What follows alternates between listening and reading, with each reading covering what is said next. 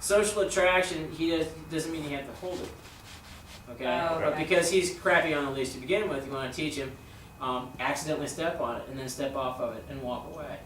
Okay, so he starts learning. What we do here is we have other dogs break the dogs, leash break the puppies. I'm sorry, what does that mean? I'm sorry, what does what mean? What, like you said? We have the other dogs leash break the puppies. So that way by the time we pick up the end of a leash, puppy knows how to walk on it. Because all it is about not, come here, come on, come with me, it has nothing to do with that. Right. It has everything to do with the puppy learning how to react to pressure. Okay. Okay? Leash and collar pressure. That's why I said when I told Peter to take the puppy out, just walk, don't stop. Alright? The reason is because it becomes an inevitability. If I don't fight, this doesn't bother me. Okay? And the thing is we were talking about silent. This is a topic of conversation that comes up a lot on dog training lists and stuff. Is silent communication. Okay? This puppy is an alien from another planet. He has no idea of what the stuff falling out of your mouth even means. Okay? Just like we have no idea the stuff falling out of his mouth. Alright? So what we have to do is we have to create a common ground. And with dogs, that's social attraction. Okay? How we move, where we move, when we move, at what speed we move. Okay? And basically, if he's watchful, those cues become, the way we move becomes cues to the dog, so that he starts realizing when they do this, it means this. When they do this, it means this. And the quickest way to get to a puppy's brain is through the way you move. And then you start pairing that with sounds. And then you start pairing that with things you want him to move to do. And then all of a sudden you have a common ground. Make sense? That's an oversimplification, but that's exactly what it boils down to. So He's like a puppy should belly. my kids not do anything with them on a Under leash? supervision. Okay. And the thing is, though, is basically, especially with the two youngest, this is the 17-year-old is all about impatience, and I don't care, and I don't have time. I have one of those, okay?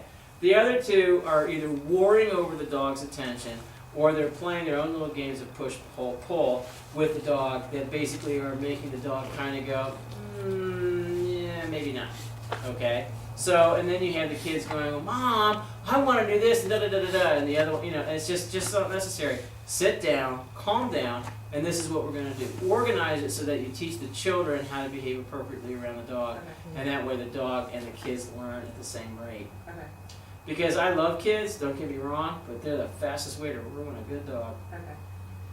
So, And how about when he picks something up and takes it? 'Cause that's if like he's on a leash and collar, what happens? That doesn't happen. Okay. Okay? You just bring him to you. Hey, pop up here, good boy, and trade up with something else. Okay. All right. If you happen to have food, great. If not, if the last thing you want to do is wrestle it out of his mouth. Right. Like a lot of times when we come in, he picks it up right in the mud. You should. Yeah. Obviously, I can move all the shoes. But at Right. this point, he takes it, he stops, he drops it, and it goes away. But eventually, that's going to be a game. You know? Oh yeah, and we don't want to do that. Well, one, can you? If he's coming in, is he already in the mud room or? Yeah, that's where he comes in and out of. Okay, but so someone's coming in with him. Yes. All right. Oh, yeah. So if he's on a leash and collar, you can restrict that. Okay. He's heading towards the chute. No, puppy, come here. Good Okay. boy. And reward him. Don't punish him for failure, just by virtue of the fact that he's too young to know that one, that's not appropriate because Okay. he's been practicing it for the last week. Right. So in his little mind, that's a significant portion of his life. Okay. All right. And basically, he's going, this has been right all along, and now it's not. That's Okay. kind of unfair. So you want to stop him, disable his ability to engage in that act, Okay. and then reward him for chewing something else. Okay. Coming to you instead. He says, "Oh, what a good boy! You're such a brave lad. Pick him up, carry him in." Okay.